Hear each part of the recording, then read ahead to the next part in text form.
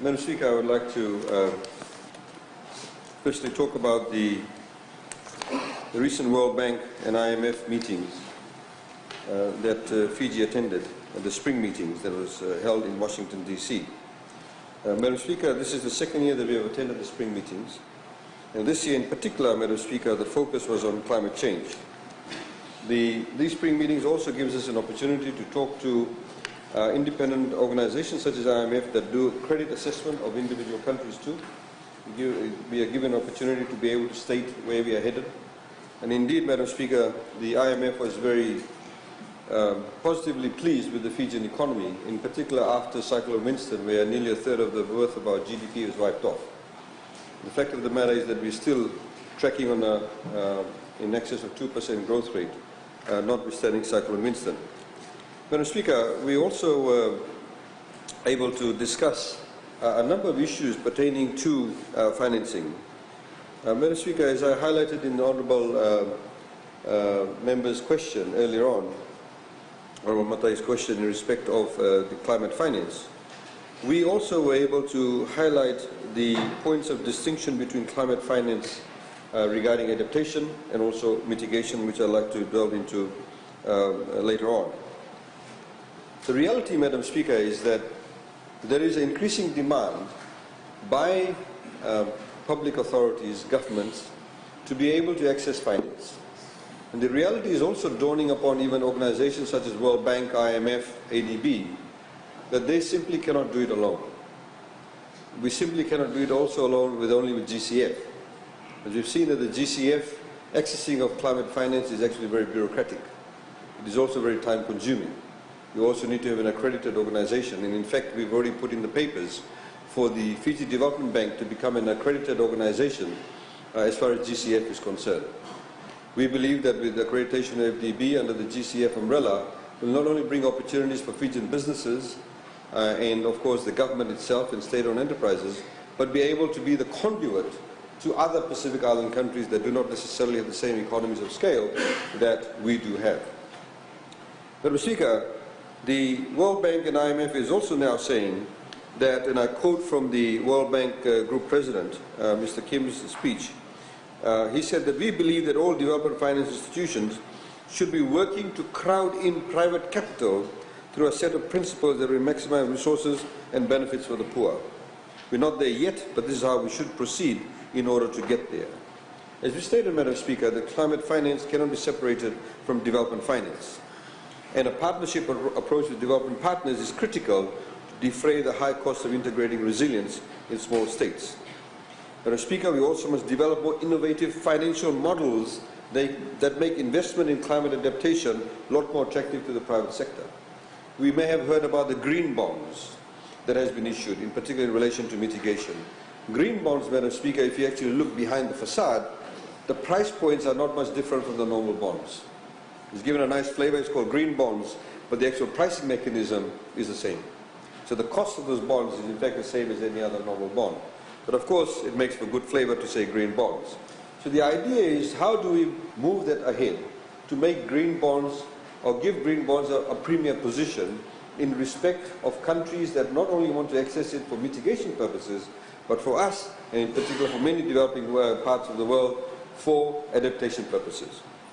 Madam Speaker, this requires ingenuity, it requires innovation, it requires what we call a upskilling of the climate action agenda.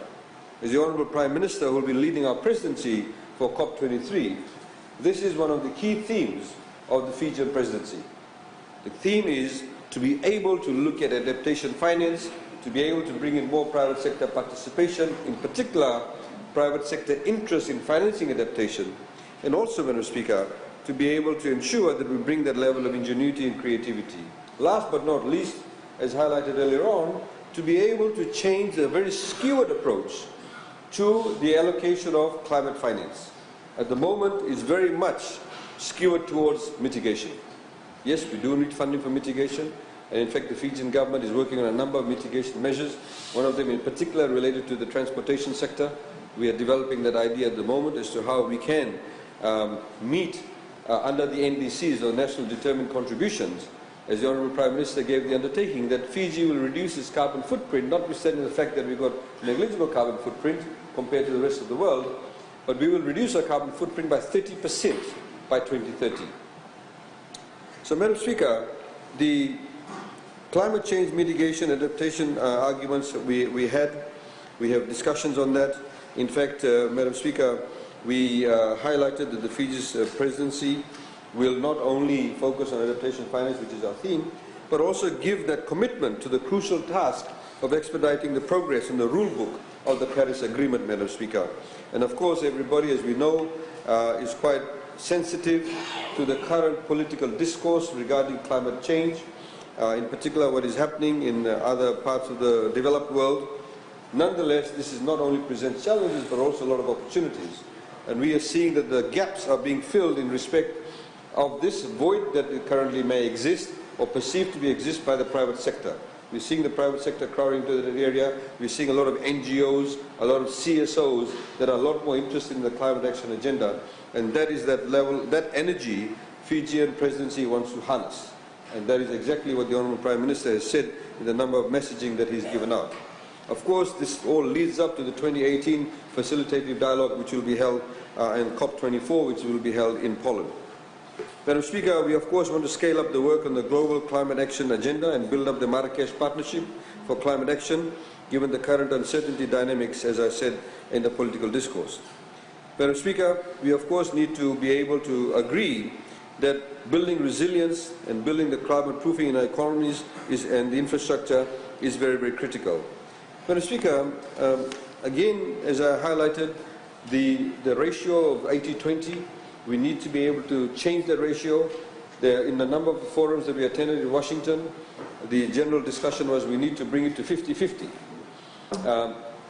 That, of course, may not be achieved overnight, but nonetheless, the Fijian presidency will focus on changing the current 80-20 stewardship.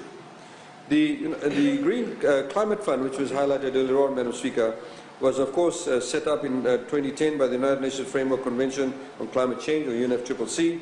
It essentially aims to provide climate finance for low-emission and climate-resilient projects and programs. It also is going to help least developed countries, small island developing states, African states. And Madam Speaker, as I highlighted earlier on, that Fiji was the recipient of the $31 million. We currently have another major project that we put in a submission for, and as you know, that JICA has done a Nandi River rehabilitation program.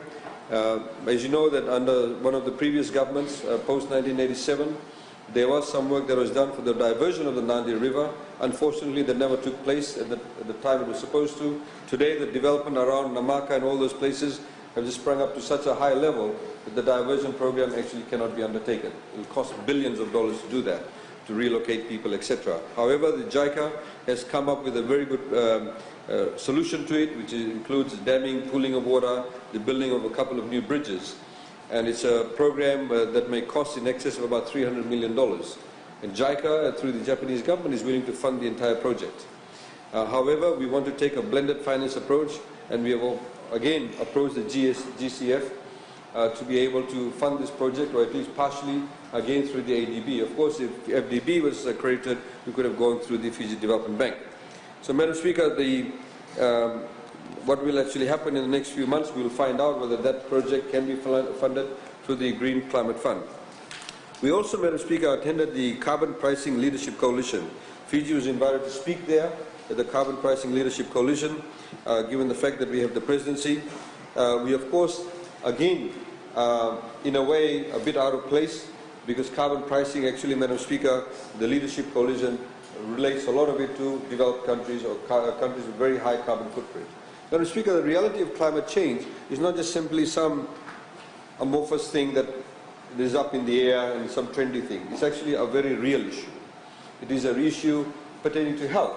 So, for example, you have cities like Beijing that has very high levels of pollution because of carbon emissions. It has become actually a health issue for them to be able to address the emission of carbon in the air, because people are getting sick. Same thing in the city of Delhi.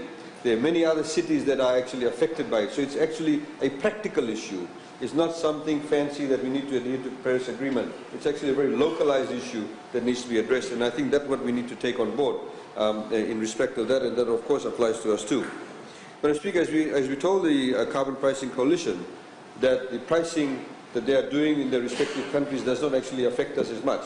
And therefore, we need to be able to look at climate finance architecture and to reevaluate the very onerous and often impractical conditions that are imposed on small states to access actually climate finance. Many times projects in countries like Tonga and various other Pacific Island countries, countries in the Indian Ocean, in the Caribbean, of course in the Pacific, is rejected because the economies of scale do not exist, because they say it's not a bankable project. So when they do solar farms, you need 10,000 acres of putting panels to actually make it quite attractive and actually getting a return on your investment. Madam Speaker, the NDC partnership, which we also participated in, we laid out our priorities for COP23. The NDC partnership, Madam Speaker, is a new coalition of governments and international institutions working together to ensure that countries receive the tools and support they need to achieve ambitious climate and sustainable development targets as fast and effectively as possible. The NDC partnership, Madam Speaker, by way of information, was launched during COP22 last year, and the co-chairs are Morocco and Germany. Interestingly enough, Madam Speaker, Germany is also the chair of the G20. Fiji intends to, Madam Speaker, join the NDC partnership. In fact, we've already put in an application which will tie in with Fiji's presidency of COP23, with Morocco as the previous president of COP and Germany the hosting country of this year's COP. Madam Speaker, we can also, through the NDC partnership, better understand and unpack our own NDC commitments. The NDC partnership can also help us map out a roadmap for the GHG reduction and assist Fiji to leverage international public finance together with private sector finance to scale up climate action. Madam Speaker, the NDCs of course spell out the action countries need to intend to take to address climate change, both in terms of adaptation and mitigation, Madam Speaker. Madam Speaker, we have also, as I highlighted, we want to reduce our carbon footprint by 30% by 2030. The target is for the renewable energy share in electricity generation to approach 100% by 2030, from around 60% currently or in 2013. In addition, Fiji's NDC targets a reduction of 10% carbon dioxide emissions from energy efficiency improvements across the country, Madam Speaker. Madam Speaker, we have also worked with a number of organizations. And Madam Speaker, we also made some very useful, had discussions with the World Resource Institute, which is actually an intellectual think tank regarding the various matters pertaining to climate change, and they have wonderful resources, wonderful resource persons also. We have asked them, Madam Speaker, to come to Fiji, and they'll be soon sending a delegation to Fiji. And for example, as we are talking about our development plans, the 5 to 20-year development plans, we want our development plans to be climate sensitized.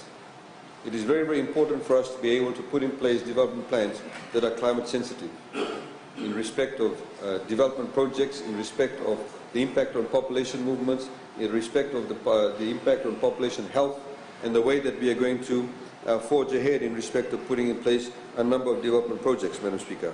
Madam Speaker, we also participated in the initiative called the Climate Action PA Exchange, which is also known as CAPE, to accelerate NDC implementation at the local level.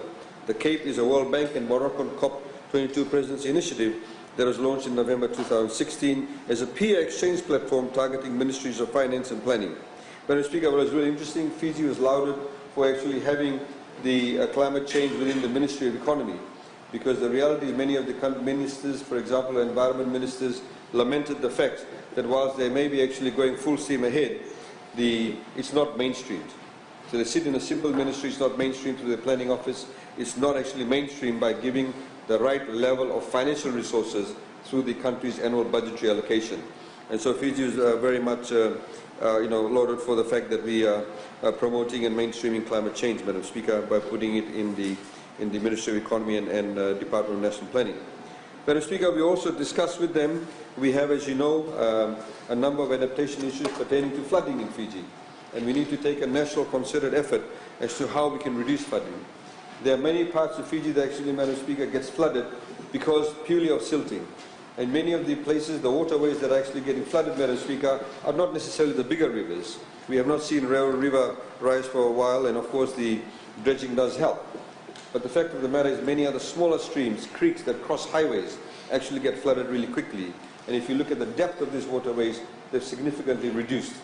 So we need to take a national approach, and that's some of the areas that we've also were talking about. So, Madam Speaker, the other issue is about vulnerability and fragility. This is very, very important, Madam Speaker. We all talk about vulnerable states and fragile states, but the issue is about definition. How can a country be defined to be vulnerable and fragile? Just because you get a cyclone doesn't necessarily make you fragile or vulnerable. Under the World Bank speak, Madam Speaker, there are two types of countries. You have the IDA countries, you have the IBRD countries. We are actually IBRD country. In other words, we are a middle income country. We're deemed to be a middle income country. Therefore, we do not get the concessional funding that IDA countries get.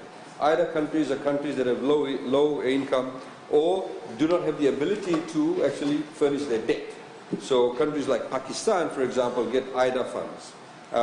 But for example, we cannot get that because we're deemed to be a middle income country. Our argument, Madam Speaker, which is what we've been pushing for the past 18 months, is that we need to be able to look at the index of measuring vulnerability and fragility. There may be instances, for example, a country like Fiji, and we've used us as an example, that notwithstanding the fact that we may not be vulnerable and fragile, but you could actually have a climatic event that could make us vulnerable. So if, for example, Cyclone Winston had come and hit Suva, wiped out the industrial areas, we have 300,000 people living in the Suvarnasori-Lamy corridor. If they had been affected, and it went through the middle of Viti Levu, wiped out the Mamanudas, wiped out Denarau, and all those hotels, we would have been in a very dire situation economically. Very dire situation. Would have affected one of the major sources of revenue, foreign revenue generator, which is tourism. We would not have been able to bounce back as quickly as we did. So, those trigger points, Madam Speaker, what we're saying, the argument is, those trigger points must actually put us into the box of vulnerability. We do not necessarily want to eat into the concessional funding available to the IDA countries. We accept that. We are a middle income country. But because of the nature of these climatic events and because of the size of our country, you could have actually a climatic event that could set us back 30, 40, 50 years. So apart from not being able to meet our infrastructure costs, forget SDGs. SDGs would become a long way away if you have major devastation. So this is some of the things that this particular issue we've been pushing, Madam Speaker. It seems to be getting some traction in the sort of discourse that's been developed. And we, of course, in the same time were asked to speak at the Small States gathering that was held by the World Bank. Currently, the Small States Secretariat, the chair is Grenada. The Prime Minister of Grenada was there, and a couple of other Caribbean ministers of finance or economies that were there. And Madam Speaker, we had some very useful discussions regarding that. Madam Speaker, of course, one of the things that we do need to do is, of course, as we said, to be able to get the G20 to understand the vulnerability of the V20. The V20 group, Madam Speaker, was initially comprised, as the name suggests, 20 groups of vulnerable states. They came together. Fiji is now part of that. Of course, the numbers now exceed more than 20, as you know, as we had the other countries. So, Madam Speaker, we had some very useful discussions with the G20 group. We had, and we made some submissions regarding that. The G20, Madam Speaker, has in fact increased the number of loans that can be made available to IDA countries. They've increased it almost twofold. Fiji cannot access that. Middle income countries cannot access that. And what we again argued there and made the case that we should be able to access concessional funding if we have certain trigger points that put us into that category. We also, Madam Speaker, are looking at developing new clauses within our loan agreements now. So in the loan agreements now, what we want, Madam Speaker, and we're working with our development partners, that repayment should stop should we have certain climatic events that will affect the country. And in fact, a couple of the Caribbean countries have already done that, and very successfully, and their lending partners have agreed to that. Madam Speaker, we also had discussions and bilateral meetings with Germany, France, Australia, Morocco, Saudi Arabia, Qatar, and the US State Department, and also the US Special Envoy, the Deputy Special Envoy, and on climate change. And many of these bilateral meetings were focused on Fiji's vision for COP23, what the Honourable Prime Minister will be taking to the rest of the world. And in that respect, Madam Speaker, I'm happy to announce also that, for example, tomorrow, beginning tomorrow, there's a UNESCO meeting on climate finance, and we've already sent a message from the Honourable Prime Minister that will be given in Bangkok tomorrow, where this particular meeting will be held. We've also invited Morocco to attend as the current presidency to come and visit the incoming presidency. Madam Speaker, one of the other issues that finally that was discussed also was on social safety nets. For example, after climatic events. As you know, Madam Speaker, again, the initiative that the government took after the events of Cyclone Winston was, as you may recall, Madam Speaker, we actually paid those people, social welfare recipients, 3-month lump sum payments. Now, what we saw, Madam Speaker, and the feedback has been, by actually providing those 3-month advance lump sum payments to those people who receive social welfare, we were able to get them to very quickly recover from such an event. Because as studies have shown in other parts of the world, when people who are on the lower end of the socioeconomic scale and who are actually on social welfare payments, if they are given the normal welfare payments, they actually begin to eat into other areas. It's like, so, do I send my children to school or not? Do I have 2 meals or not? You know, so these are the kind of things that actually takes place, and many studies have shown, and in fact we were lauded that Fiji has done quite well in that respect. So of course, Madam Speaker, we need to continuously build upon the social safety networks, in particular after cyclonic events. Of course, the in excess of $200 million payment out by the FNPF also did help by bringing a lot of cash within the system and giving people to be able to spend money within the economy. Madam Speaker, as, before I just round off, just to highlight that again, that we look forward to these new discussions that are taking place, the new discourse that is taking place. Climate finance equals development finance. We are very excited. The world is very excited about the Fijian presidency, and the Honourable Prime Minister, of course, will be visiting Germany next month, and a lot of these measures actually be triggering off in the next few months. As a country, of course, we need to be able to take advantage of the fact that Fiji has been given the presidency. I think many people do not necessarily understand the difference between the presidency and also Fiji's position. They are 2 separate issues. The presidency's role is to ensure the furtherance of Paris Agreement. The presidency's role is to further the climate action agenda. The presidency's role is to bring the thematic areas that the presidency wants to push, that the presidency wants to highlight and create new initiatives. It's a global issue. So the Honourable Prime Minister will be bringing all the parties together. Wherever there is any issue that may need resolution, that may need consensus building, that's what he'll be doing. On the other hand, the Fijian position, Madam Speaker, is the country position in Fiji. The Fijian country position will be led by a separate delegation. We have the Honourable Prime Minister, who will be as the President, will be supported by the Honourable Minister for Agriculture, who is a climate champion. And then, of course, we have our ambassador in Geneva, who will be the chief negotiator for the presidency. Then we have the climate ambassador, who's the ambassador in Brussels, who will be the ambassador for the presidency for COP23. So, Madam Speaker, the presidency is a very enormous role. It involves an international approach to the climate change and COP23 and how we can further the Paris Agreement. There are certain definitive targets we need to meet overall as a globe. And there are, of course, what we saw that a number of the countries, notwithstanding the fact that they made some political changes, it has become, in fact, a commercial and financial imperative to go down the track. And we need to be able to bring the private sector, and we are currently working on a number of those issues pertaining to that. Thank you, Madam Speaker. Thank you. I now invite the Leader of Opposition or Designate to deliver his response. Thank you, Madam Speaker. Maybe a suggestion to the Honourable Minister that they have a Olympic gold medalist on their side they can also utilize it to be part of the climate change campaign. Madam Speaker, climate change and its effects has been felt in Fiji and our neighboring Pacific Island communities in the early 1960s, and in recent years we have had movements and internal migration amongst our islands due to the effects of climate change brought about by man-made disasters, mostly resulting from greed. But let me just point out quickly that this side of the House fully supports the need to heighten awareness and seek as much help as we obtain for the combating of the issue of climate change, globally more so on the worst affected region. Following tropical cyclone Winston last year, no one else in Fiji will still harbor any doubts about the effects of climate change in our region and here at home. Sea level rise has become a real issue, with relocations now occurring in many villages around Fiji, as experienced in Vunitongaloa. Likewise, many other villages around the country are facing various types of problems associated with climate change.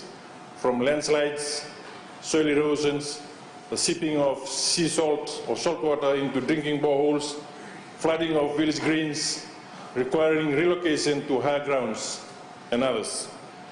Whilst being aware of the important role Fiji plays as chair to COP23, as I stated yesterday, there are many issues occurring here at home that needs proper scrutiny by government, especially related to developments that are contributing to the damage of our environment. This side of the House will continue to point out that we must be cautious, that we do not compromise the lives of our people and the long-term sustainability of our economy by overlooking crucial environmental impacts of developments that can occur from such developments like sand mining, soil extraction, or land reclamation, bauxite mining, water pollution from major manufacturing businesses, and others that seem to be prevalent around the country today. Some implemented, by the way, under dubious circumstances. We will not stop in reiterating that we have to be cautious that our legacy will be what our people will face in the future because of decisions we take today. Madam Speaker, very briefly, the Pacific region is at the worst end of climate change effects, as we all know. The availability of funding to assist in relocation and other climate change adaptation plans is limited, and whatever funds are secured needs to be utilized with the greatest of care. Financial prudency cannot be compromised. One of the crucial issues outside of the House is keen to know from the Honourable Minister is how much funds exactly is being targeted to be raised for his activities related to COP23. This needs clarity, Madam Speaker, especially if taxpayers' money will also be channeled to this cause. Madam Speaker, this side of the House, in the last sitting, passed a bill, meanwhile, which will allow for special trust fund to be set aside for COP23. Parliament, through the government numbers, has now passed for the trust account to be audited by external independent auditors. Well, I take note of that attempt to be transparent and prudent with spending of these funds targeted towards COP23. I'm, however, not holding my breath when it comes to private auditing. This House is all too familiar with issues pertaining to private accounting firms.